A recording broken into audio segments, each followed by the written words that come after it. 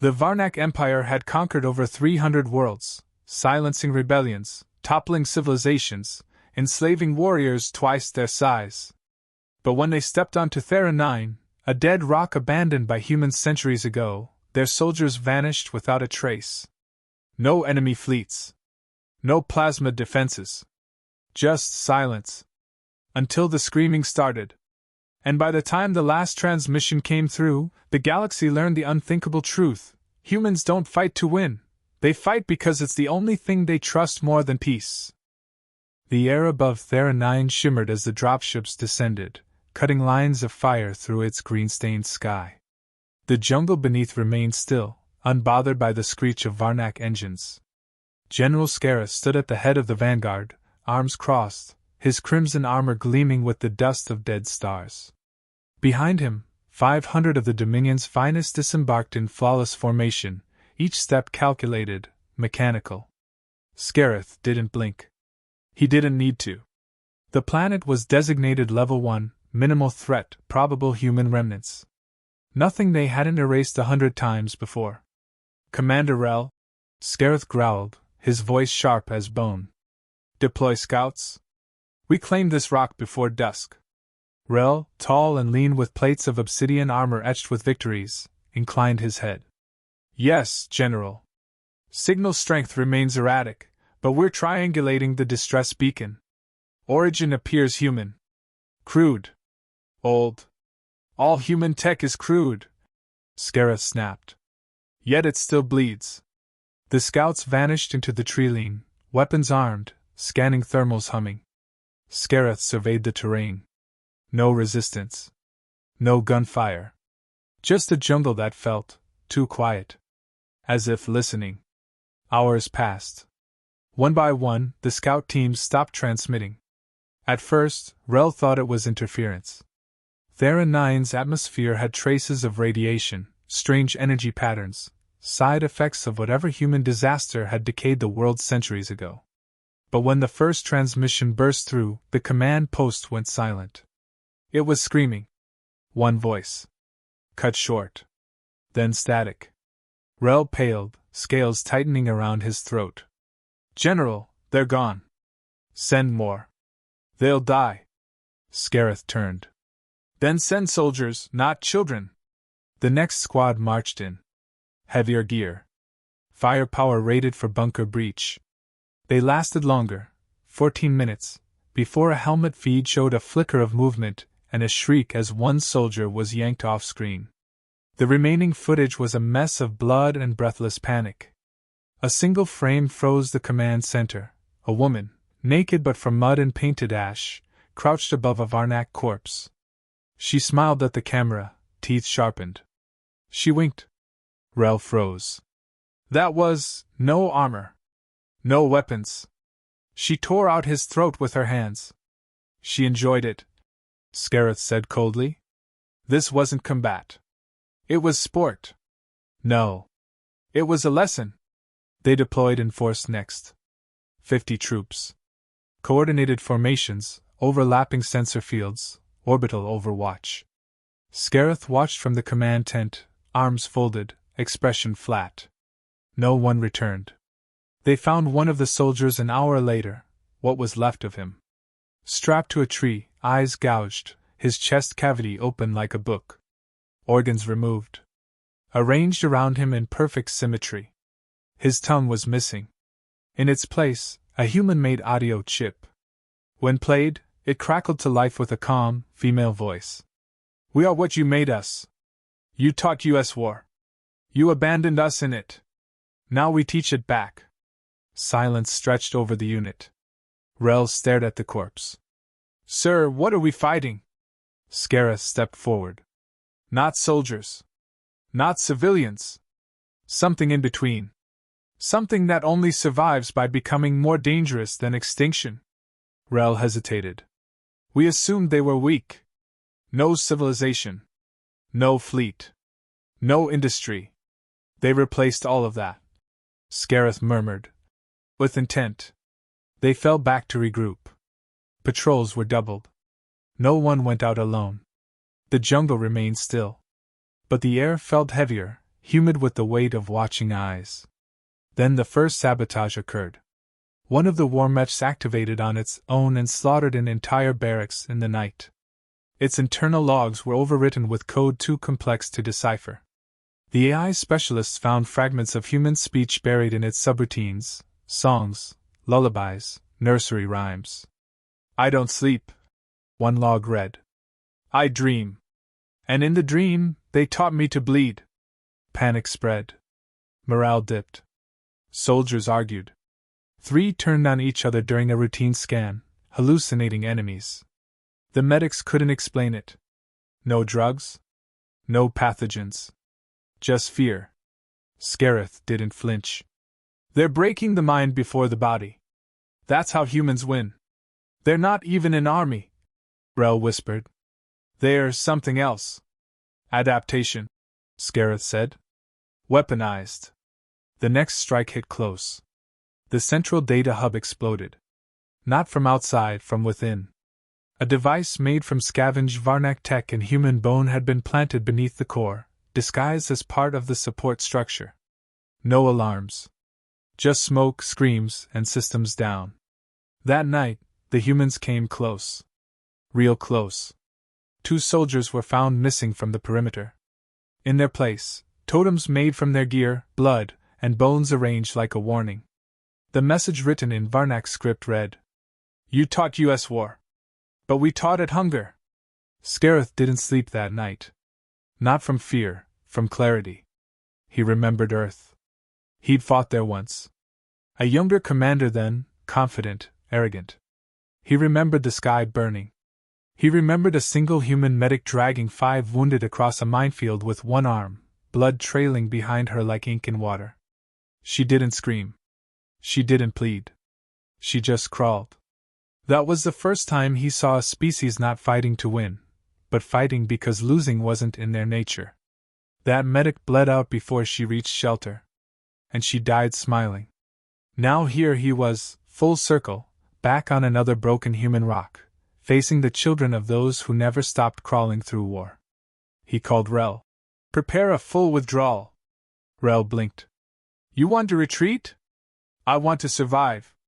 "But they're not defending this planet. They're using it to refine themselves."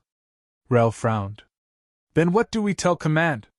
Scareth stared into the jungle, where shadows shifted without light. "Tell them we found hell. And it had our face." A voice whispered on the comms, soft, human, childlike. "Found you." The jungle didn't sleep, and neither did the Dominion soldiers. Their camps were circled in heat beacons, infrared tripwires, and drones that hovered like angry wasps. But none of it stopped the creeping fear. The survivors of the last failed patrol wouldn't speak. One soldier gouged his own arm down to the bone trying to let the whispers out. Another simply stopped blinking, eyes fixed on something none of them could see. General Scareth didn't order them punished. Fear was useful. Predictable. But this was something else. He gathered a new squad himself, 20 of his most disciplined shock troopers, and set out at first light toward the signal's origin. He would put this to rest, or bury it under fire. The jungle swallowed them. Every step felt watched. Even the birds were silent. Scanners picked up fleeting shapes, heat traces that vanished before locking in. Once, something darted past the front line, low to the ground, human-sized, barefoot. No gunfire. Just a ripple through the leaves. Scareth held up a fist. "They're testing us." Rel's voice crackled through comms. "We've got movement along your flank. Multiple pings, erratic but coordinated." "Let them come," Scareth said. "They've picked the wrong war." The Varnak tightened ranks. Their armor shimmered as adaptive camouflage engaged. Weapons synced. Their formation was a rolling steel hammer. Then the screaming started. It came from behind, but there was no breach. One of the rear soldiers was convulsing, clawing at his helmet. His squadmate grabbed him, and was pulled under by something that burst from the underbrush, fast as a thought. The jungle exploded in chaos. Lasers sliced through trees. Smoke filled the air. They didn't see their attackers. Only flashes. Only movement that blurred at the edge of vision. Focus! Scareth shouted. Eyes forward! Anchor your line! Something hit them from above, a small figure, impossible to track, landing on a trooper's back and driving a spike through his neck. The killer flipped away before the squad could even aim. Blood sprayed against Scareth's chest plate. The Varnak fired wildly. Heat signatures vanished. Something shrieked in the distance, echoing like a broken radio. Then they heard the laughter. Not one voice. Many. Male, female, young, old, distorted through sound warpers and echoed through the jungle like it was laughing back at them. Silence! Scareth roared. Form up! But his voice didn't matter anymore. Another trooper fell, body pinned to a tree by sharpened rebar. A message smeared across his armor in his own blood. We are the cure to your certainty. Scareth knelt by the corpse. Cold. Precise. His soldiers were dying, but he wasn't angry. He was learning. They're not attacking to win, he muttered. They're collecting. A faint sound drew his attention, soft, rhythmic thuds ahead. The unit advanced cautiously. In a clearing stood a man. Shirtless. Pale. Scars across his chest formed a jagged spiral. He didn't run. He opened his arms. Come see, he whispered. We've prepared something for you. Take him alive, Scareth ordered. 3 troopers approached. The man didn't resist. As they neared, he smiled and fell to his knees. Then the earth swallowed him. A pit, disguised, waiting, snapped shut with metal teeth. The explosion that followed launched 2 troopers into the trees, one screaming, the other already dead. The third's legs were gone. He sobbed, reaching for Scareth. A woman stepped from the tree line. Small, lean, covered in mud and soot. Her eyes were cold, calculating. She picked up the trooper's own sidearm and shot him once in the head. Clean. Efficient. Scareth stared. She stared back. Then she turned and walked away. He didn't pursue. Instead, he activated a distress beacon. Rel. We've been ambushed. Casualties at 70%. Requesting air support and extraction. Static. Then Rel's voice garbled. General, they're inside the ship. Repeat, they're on the... The line went dead. Scareth froze. Inside? He turned to his remaining soldiers, barely a handful. Their eyes were wide, their armor scratched and leaking fluid. They've taken the sky, he said quietly. They've inverted the war. The soldier beside him whispered. I saw one, he wasn't armed. He just smiled. Like he already knew the end. Scareth breathed slowly. The trees rustled. The air grew colder. They're not fighting as individuals. They're pieces of something larger. Something old. Something that remembers what it's like to lose everything and still wake up hungry. A slow thud echoed in the distance, steady, like a heartbeat. The survivors turned toward it, guns raised. No targets. Only sound. Then another body dropped in front of them, one of their own, barely recognizable, carved open. His heart missing. On his armor, a single word was smeared in white ash. Learning. Scareth's hands clenched. They're using us to evolve. The realization felt like ice in his chest. These weren't survivors. They were students, and Thera 9 was a classroom built on blood. He turned toward the jungle, eyes blazing. You want to learn? He shouted into the trees. Then learn this. He dropped a fusion core onto the ground. Armed it. Set the timer. The jungle hissed. Wind stirred. A shape emerged, a child barely 10, her face streaked with war paint, her expression unreadable. She pointed to the device. You'd burn this place down? She asked. Scareth nodded. If that's what it takes. She smiled faintly. It won't help. We already took what we needed. And she vanished. The device beeped. Scareth picked it back up. He wouldn't waste it. Not yet. One by one, the survivors limped back toward what remained of their ship, if anything was left. Scareth didn't speak. He was already planning, adjusting, reframing the war in his mind. Because this wasn't an extermination. It was a warning. A test. And humans weren't fighting to protect a home. They were perfecting the art of making sure you never bring war to theirs again. The wreckage smoldered beneath a blood-orange sky. Metal still hissed where the last shuttle had been ripped apart, its engines pried open from the inside. Scareth stood at the edge of the crater, unmoving, gaze locked on the remains of the Dominion's only route off-world. The flagship was silent now, orbit shattered, its descent recorded by half the troops before transmission cut. No survivors had responded. Rel limped toward him, one arm clutched to his chest, armor cracked. He said nothing. There was nothing left to report. Scareth's silence was the only confirmation needed. They waited for us to arrive, Rel said eventually. They knew we'd come for the signal. They laid a path. Let us follow it. Scareth's voice had lost none of its sharpness, but something in it had changed. Less fury, more precision. Every move we made, they anticipated. Not from strategy. From memory. They've done this before? Scareth turned slowly. They've done this enough to make it art. What remained of the command unit had assembled. 20 soldiers from 500. Eyes hollow, mouths dry. Some refused to meet the general's gaze. Others stared into the smoke, waiting for whatever came next.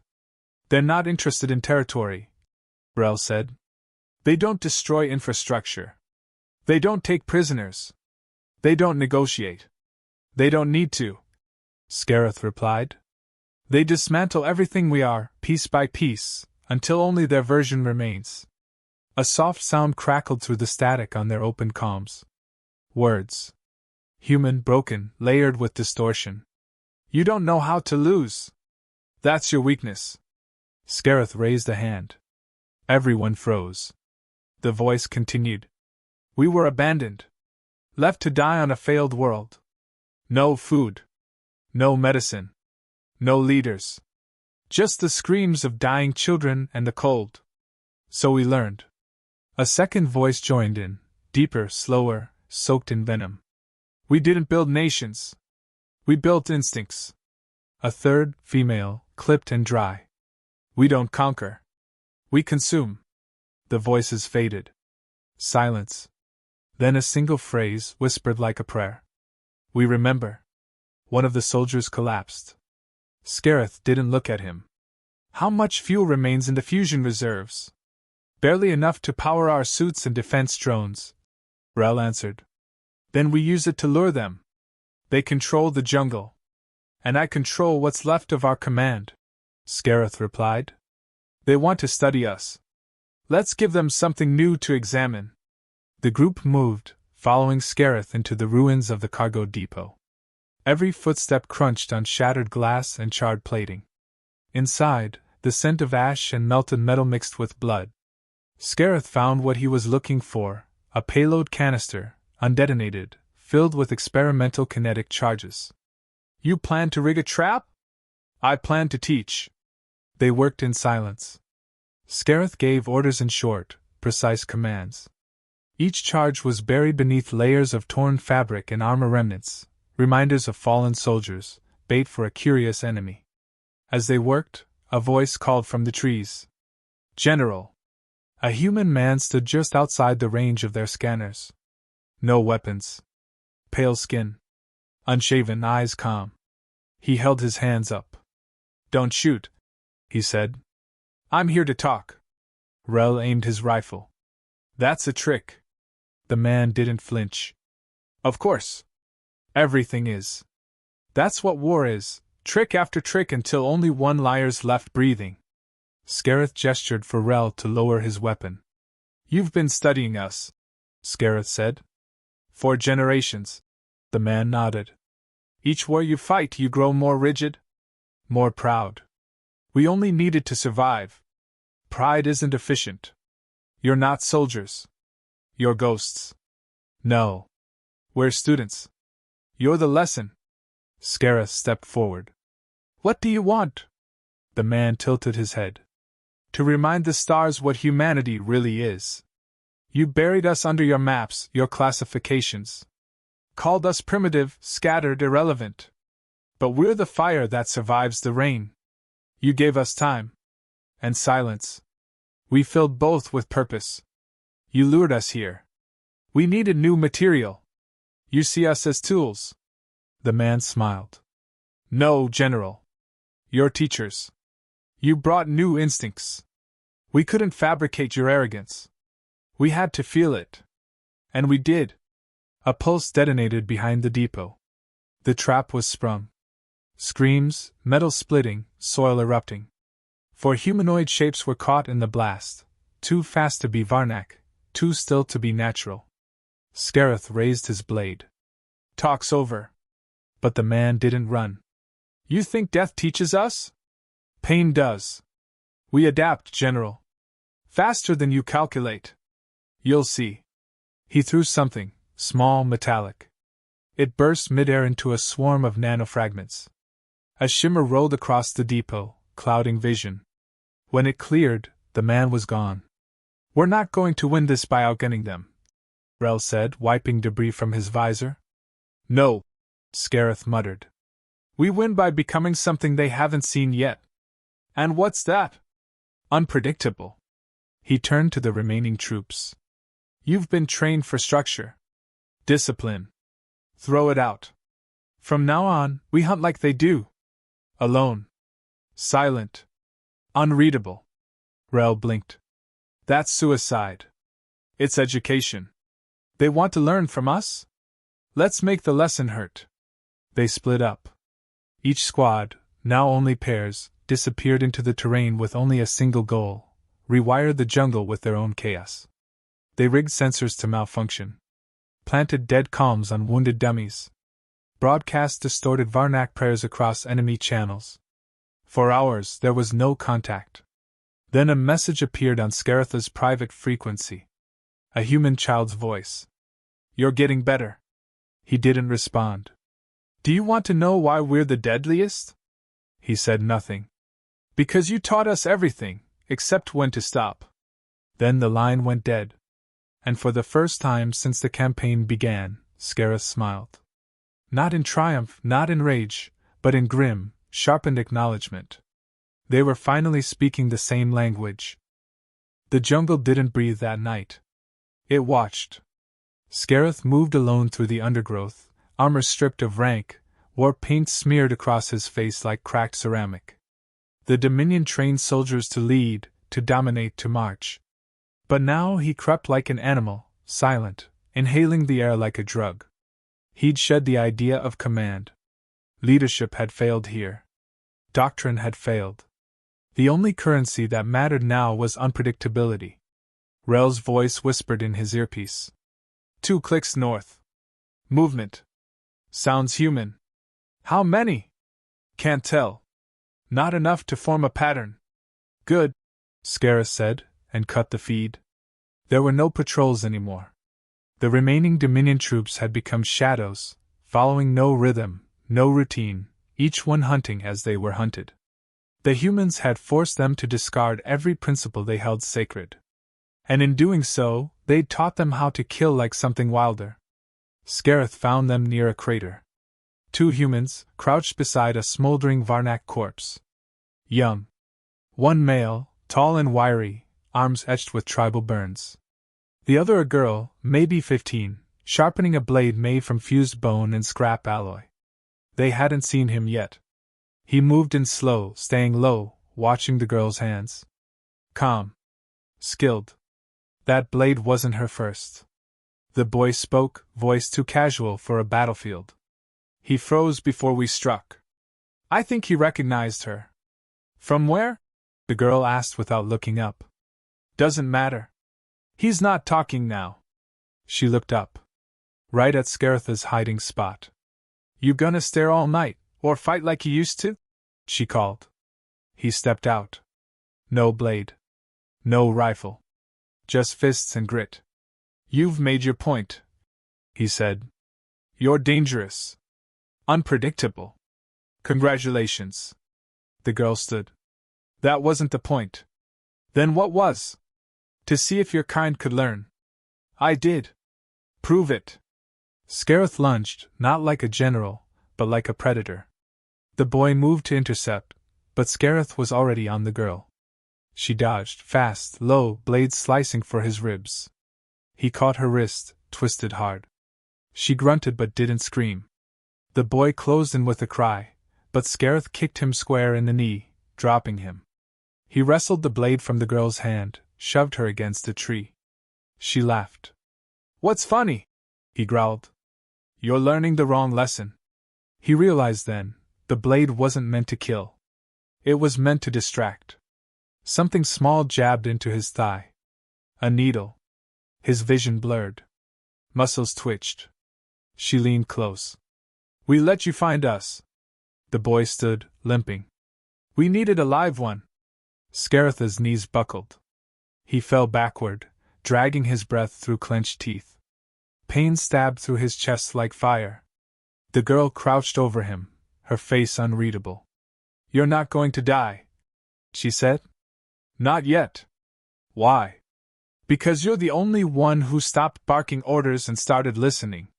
Rel's voice flickered in his ear. Scareth. Respond. I've located the central relay tower. If I can override it, I can jam their comms. Maybe stall them.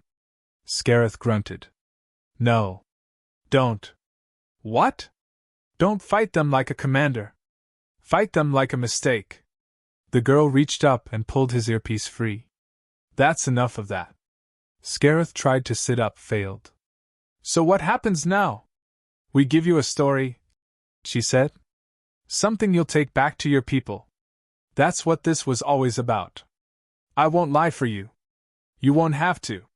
She pulled a small device from her pouch, projected a series of images in midair, Dominion troop movements, comm recordings, survivor testimonies, every trap they'd walked into.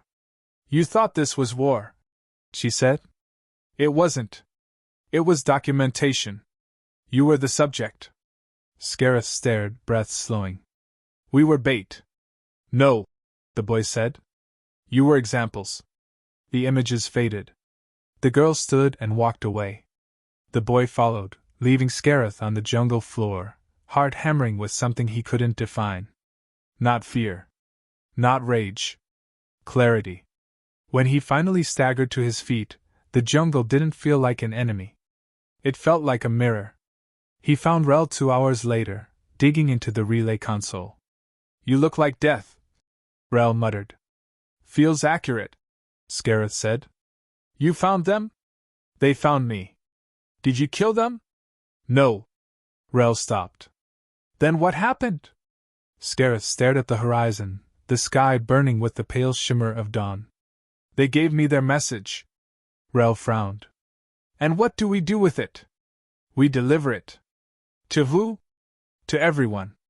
He walked away, not because he had won, not because he'd survived, but because he now understood why the humans were still here, why they thrived where others broke. They didn't fight for land or empire or pride. They fought because history demanded they never forget how. And now, either would he. Scareth stood before the Dominion tribunal, his armor stripped of rank, face lined with something no soldier dared name aloud. Not fear. Not shame.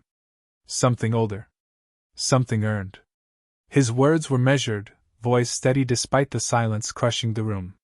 You want a tactical report. You won't get one.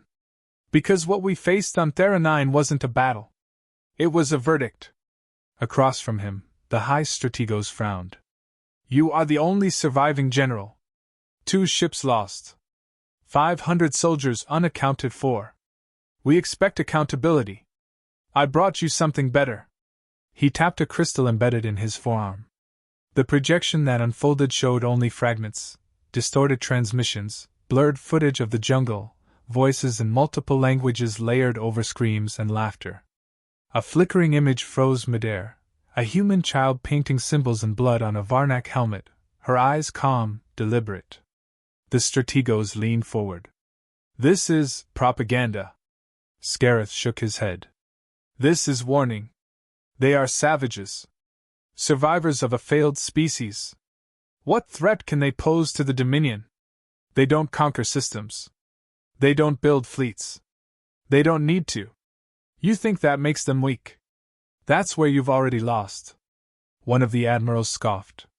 So you expect us to believe your elite force was defeated by primitives with sharpened sticks and shadows? They don't kill with weapons. They kill with understanding. They don't outgun us. They outgrow us. Every death we handed them made them stronger. Every tactic we used became their blueprint. You sound like a broken man, the Strategos said. Scareth stepped closer. No. I sound like someone who finally listened, the tribunal murmured. One of the younger tacticians stood. So what do you propose? Retreat? Surrender to a species that plays war like a folk dance? I propose adaptation. Abandon predictability. Burn the manuals. Unlearn everything. That's not how empires survive, the Strategos said coldly. No, Scareth replied. But it's how species do. Silence fell again. He knew he'd said too much. Not because they doubted him, but because some of them didn't. They were already afraid.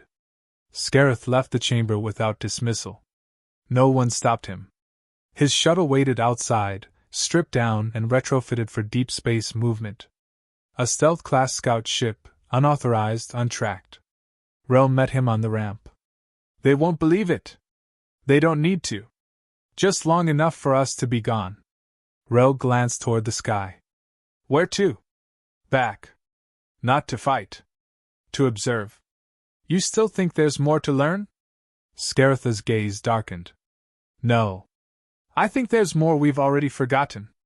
They launched that night. No farewells. No orders. On the fourth day back in the void, the ship intercepted a broadcast. It wasn't Varnak. It wasn't coded. It was human. A simple, unencrypted message, pulsing through dead frequencies. To those who sent their blades, we thank you. They cut deep. And in the blood, we saw truth. We are not the storm. We are the result. You created us with every war you waged. And now we remember. Rel played it twice. Scareth didn't flinch. They're speaking to us directly now, Rel muttered. They always were.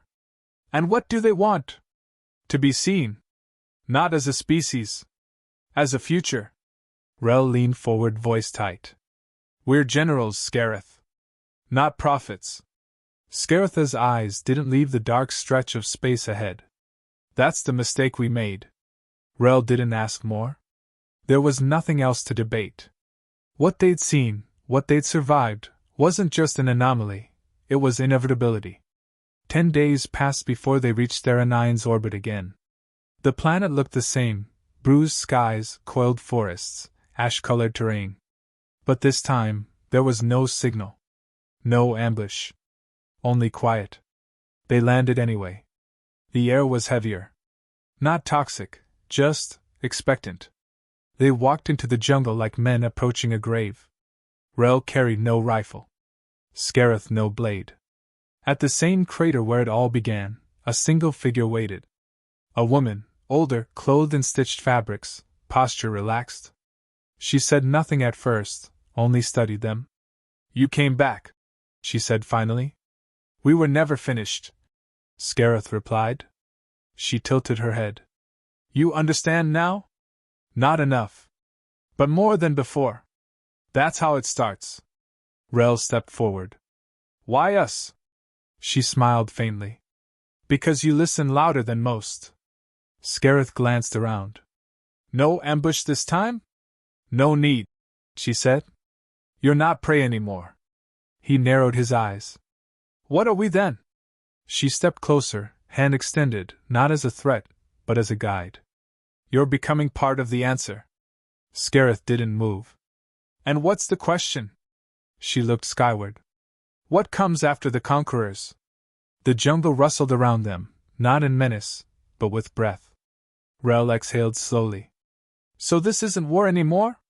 No, she said softly. This is evolution. Scareth took her hand. Not as surrender. Not as peace, but as recognition. Because in the silence that followed, he finally understood. The deadliest warriors in the universe weren't forged in battle.